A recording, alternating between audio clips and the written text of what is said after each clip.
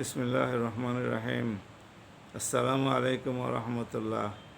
সম্মানিত দর্শক শ্রোতা ভাই এবং বোনেরা, আশা করি আপনারা সবাই সহি সালামতে আছেন। ইরানের সাথে আমেরিকার চুক্তি শেষ। আমেরিকার সাথে ইরানের চুক্তিও ইরান আনুষ্ঠানিকভাবে বাতিল ঘোষণা করেছে। এখন একমাত্র বিকল্প পুরো মাত্রায় উভয় পক্ষের যুদ্ধে অংশগ্রহণ। উভয় পক্ষ যদি পুরো মাত্রায় যুদ্ধে অংশগ্রহণ করে, তাহলে আমেরিকা ইরানের উপরে ব্যাপক হারে হামলা করবে। ইরানও তার সর্বশক্তি নিয়ে মধ্যপ্রাচ্যের আমেরিকার সমস্ত ঘাঁটিগুলোকে ধ্বংস করে দেবে এবং মধ্যপ্রাচ্যের মুসলিম দেশগুলো, ইরানের পার্শ্ববর্তী যেগুলো উপসাগরের উল্টা দিকে, কুয়েত, সংযুক্ত আরব আমিরাত, সৌদি আরব, ওমান, কাতার, বাহরাইন, এই কয়টা দেশের আমেরিকার ঘাঁটিতে হামলা করার সাথে সাথে ব্যবসা বাণিজ্য কেন্দ্র, ব্যাংক, বিমা, কলকারখানা, তেল স্থাপনা, যেখানে আমেরিকার শেয়ার আছে, সেগুলোতেও হামলা করবে। এমনকি আবাসিক এলাকায় যেখানে আমেরিকান সৈন্যরা, বাসিন্দারা আশ্রয় গ্রহণ করেছে, সেখানেও হামলা করতে বাধ্য হবে। এর ফলে ব্যাপক আকারে ক্ষয়ক্ষতি সংঘটিত হতে থাকবে মধ্যপ্রাচ্যের এই সমস্ত মুসলিম দেশগুলোতে।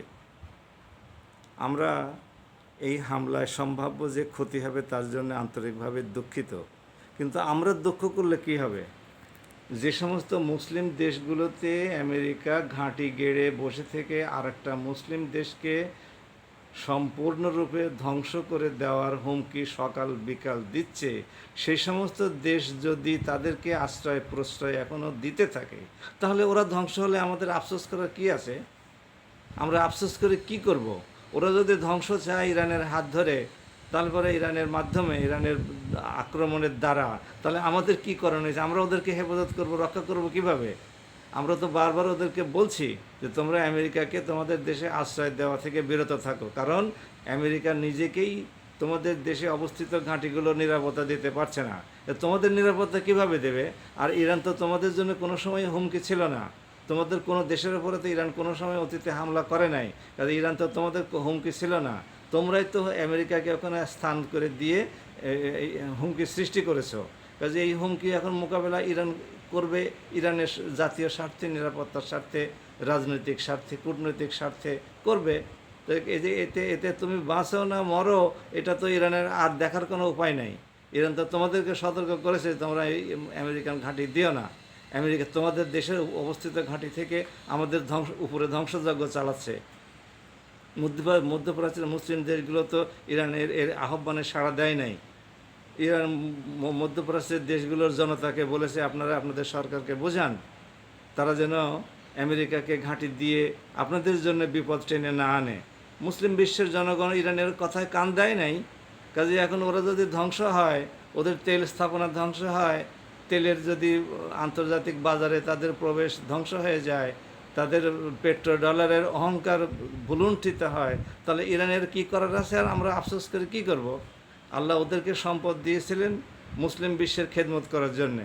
সেই সম্পদ ব্যবহার করে আল্লাহ রাব্বুল আলামিনের অর্ডার ভায়োলেট করে তারা কাফির এবং মুশরিক দেশগুলোতে তাদের সম্পদকে বিনিয়োগ করছে, সেখানে কলকারখানা গড়ে তুলছে, শিল্প কলকারখানায় তারা বিনিয়োগ করছে, শেয়ার কিনে নিচ্ছে, এই সমস্তগুলো করছে, ওই সমস্ত দেশে গিয়ে লামপট্ট করে বেড়াচ্ছে। তো এর জন্যে আল্লাহ রাব্বুল আলামিন তাদের শিল্প সম্পদ এবং অহংকার যদি ধ্বংস করে দেন ইরানের মাধ্যমে, তাহলে আমাদের কী করণীয় আছে? আমাদের তো কিছুই করণীয় নাই।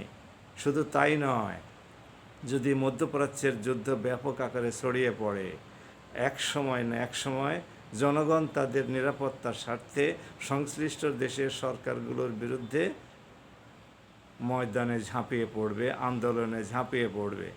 একটা উল্লেখযোগ্য সংখ্যক শিয়া গোষ্ঠী প্রত্যেকটা মুসলিম দেশেই আছে। বাহরাইনে 40%-এর উপরে শিয়া, আজারবাইজানে প্রায় 60%-এর উপরে শিয়া। এরা কি বসে থাকবে?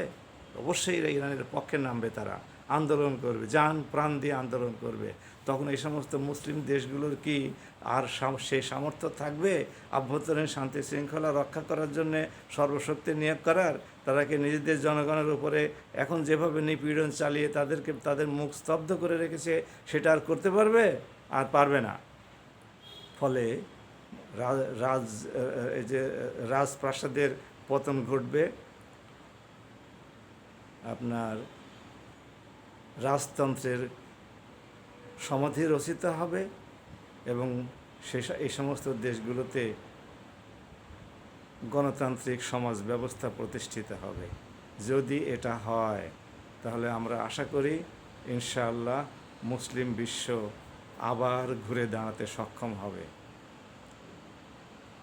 ইতিমধ্যে কাতার তাদের তেল এবং গ্যাসের উৎপাদন বন্ধ করে দিয়েছে। যেহেতু হরমুজ প্রণালী ইরান বন্ধ করে দেওয়ার কারণে কোনো জাহাজ এপার ওপার করতে পারছে না, কাজে কাতার বন্ধ করে দিয়েছে। কাজে লক্ষ লক্ষ ব্যারেল তেল এবং লক্ষ লক্ষ ব্যারেল তরলীকৃত গ্যাস আর বিদেশে রপ্তানি হতে পারবে না। এলএনজি যেটাকে আমরা বলি, আমাদের দেশেও আসতে পারবে না। আমরা কি করে চলবো এই অবস্থাতে? আমাদের দেশে তেল এবং গ্যাসের দাম বেড়ে যাবে, বিদ্যুতের দাম বেড়ে যাবে, সমস্ত জিনিসের দাম বেড়ে যাবে যেগুলো তেল এবং গ্যাসের উপরে উৎপাদন নির্ভরশীল। সুতরাং আমাদের কিছু করণীয় নাই। আমাদের সরকার কান মাথা কিছু নাড়ছে না। তার আভ্যন্তরীণ রাজনীতি, তারপরে একে অপরকে দোষারোপ করা, একে অপরকে খোঁচানো, এই সমস্ত নিয়ে তারা ব্যস্ত আছে। আন্তর্জাতিক রাজনীতি নিয়ে তারা কোনো মাথা ঘামাচ্ছে না। আসুন সবাই সতর্ক হই, আমরা সবাই সরকারকে সতর্ক করি, সরকার যেন মধ্যপ্রাচ্যের এই যুদ্ধে কিছু করার নাই তারপরেও যেন নিজেদের দেশের স্থিতি, অর্থনৈতিক গতি অব্যাহত রাখার জন্য প্রচেষ্টা চালায়। আমরা মধ্যপ্রাচ্যে শান্তি চাই। আমেরিকার সাথে ইরানের একটা শান্তিপূর্ণ সহ অবস্থানের চুক্তি হোক, এটা কামনা করি। তবে আমেরিকা কখনোই শান্তিতে বিশ্বাস করে না। আমেরিকা তার সাম্রাজ্যবাদী প্রভুত্ব মধ্যপ্রাচ্যে বজায় রাখতে চাইবেই। ইরানকে এই শক্তি প্রয়োগ করে যদি আমেরিকাকে এখান থেকে নিশ্চিহ্ন করে দেওয়া সম্ভব না হয়, তাহলে আমেরিকা এখানে তার জান প্রাণ দিয়ে হলেও বেশ থাকার চেষ্টা করবে। আমি আমেরিকার জনগণকে ধিক্কার জানাই। তারা নাকি সভ্য জগৎ, তারা নাকি উচ্চশিক্ষিত, তাদের দেশে নাকি সব বড় বড় এবং সবচেয়ে বেশি মানসম্পন্ন শিক্ষা প্রতিষ্ঠান আছে। তো ওই সমস্ত শিক্ষা প্রতিষ্ঠান থেকে যে সমস্ত সেনেটররা এমপি হয়ে নির্বাচিত হয়ে এসেছে, পার্লামেন্টে, কংগ্রেসে, সিনেটে আইন প্রণয়নের দায়িত্ব পালন করছে, এই সমস্ত লোকগুলো আমেরিকান সরকারকে বাধ্য করছে না ইরান যুদ্ধ থেকে বিরত থাকতে? তারা কি বাধ্য করতে পারছে না আমেরিকান সরকারকে? তারা কি কোনো চাপ দিয়েছে? তারা কি আন্দোলনে নেমেছে? যে তাদের পকেটের টাকা খরচ করে ট্রিলিয়ন ট্রিলিয়ন ডলার ইরানের সাথে যুদ্ধ করতে গিয়ে তারা খরচ করছে, একটা অবৈধ রাষ্ট্রকে মধ্যপ্রাচ্যে ক্যান্সার হিসেবে টিকিয়ে রাখার জন্য তারা চেষ্টা করছে। তারা তাদের ট্যাক্সের টাকা এইভাবে আমেরিকা অন্যায়ভাবে ব্যয় করছে, তাদের দেশে দারিদ্র্য বেড়ে যাচ্ছে, তারপরে কর্মসংস্থান সীমিত হয়ে পড়ছে। এত কিছুর পরেও তারা আমেরিকান সরকারকে কী সভ্য তারা যে আমেরিকান সরকারকে চাপ দিতে পারছে না? জোহরান মামদানি, নিউ ইয়র্কের যিনি সিটি মেয়র, তিনি যেভাবে সাহসী ভূমিকা নিচ্ছেন, প্রত্যেকটা শহরের মেয়ররা তাদের জনগণকে ঐক্যবদ্ধ করে আমেরিকান সরকারের বিরুদ্ধে ইরানের সাথে যুদ্ধে জড়িয়ে না পড়ার এবং যুদ্ধে জড়িয়ে পড়লে তার ভয়াবহ পরিণতি সম্পর্কে অবহিত করতে পারে না। কি শিক্ষিত তারা! কাজেই ভোগান্তি সবারই হবে।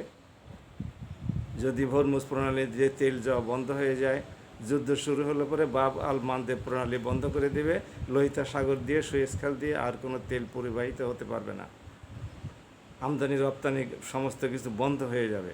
তখন আমেরিকার জনগণের আয়ের উপরে চাপ পড়বে না, বিশেষ করে যারা সীমিত আয়ের মানুষ তাদের পকেট কাটা যাবে না। আমেরিকান জনগণ এটা বোঝে না, তারা না সবচাইতে শিক্ষিত, সবচাইতে সভ্য। আমরা এই সমস্ত বিষয়গুলোর দিকে নজর রাখার জন্যে বিশ্ববাসীকে আহ্বান জানাই। মাঝখান দিয়ে অট্টহাসি হাসবে রাশিয়া এবং চীন।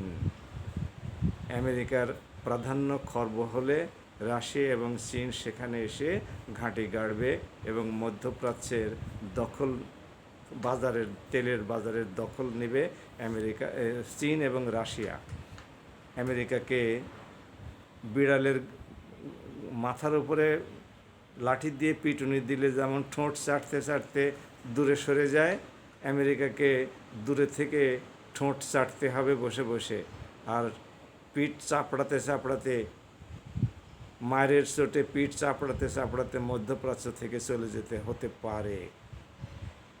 আমেরিকা যদি এই ভুল থেকে বেরিয়ে না আসে, চীন এবং রাশিয়ার এই জাল ছিন্ন করতে না পারে, তাদের এই যে ঐক্যবদ্ধ অবস্থান থেকে তাদেরকে সরাতে না পারে, তাহলে চীন রাশিয়া অট্টহাসি করবে। ইরান হয়তো ধ্বংস হয়ে যাবে, অর্থনীতি, অবকাঠামো, সামরিক খাত হয়তো সব কিছু ধ্বংস করে দেবে আমেরিকা, তাদের সে ক্ষমতা আছে। ঠিক সেই সঙ্গে মধ্যপ্রাচ্যের মুসলিম দেশগুলোরও 12টা বেজে যাবে। এখন যে পেট্রোডলারের অহংকার, সে পেট্রোডলারের অহংকার তখন আর তাদের থাকবে না। তাদেরকে আবার ওই ফকিরনির বেশে নিয়ে এসে দাঁড় করাবে এই এই ইরান আমেরিকার যুদ্ধ।